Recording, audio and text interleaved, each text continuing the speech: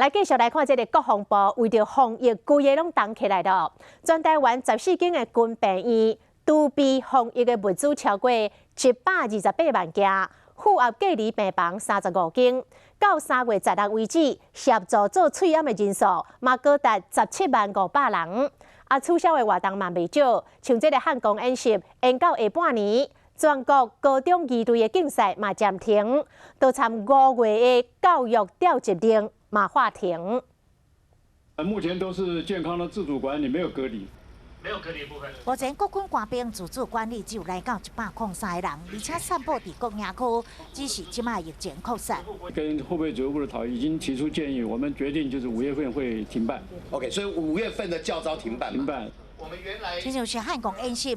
嘛，延到下半年，另外像该事先部署的，包括储备防疫物资有128万件，符合隔离病房35间。伫资源上协助喙炎生产的官兵到3月16日，累计是17518人次。化兵部队到3月16日为止，派遣兵力嘛来到212人次。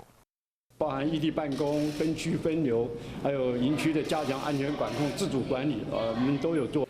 营区内想办法唔能出问题，但是唔惊1万，就惊万一。我在营内密切接触者，我们就在营区里面做区隔；家里或者营外的，我们就在外面，不让他回到营区里面。另外，亲像是今年来拢会举办的全国高中二队竞赛，国防部嘛拢决定暂停，然后才搁再定时间，以免人一多，状况就变多。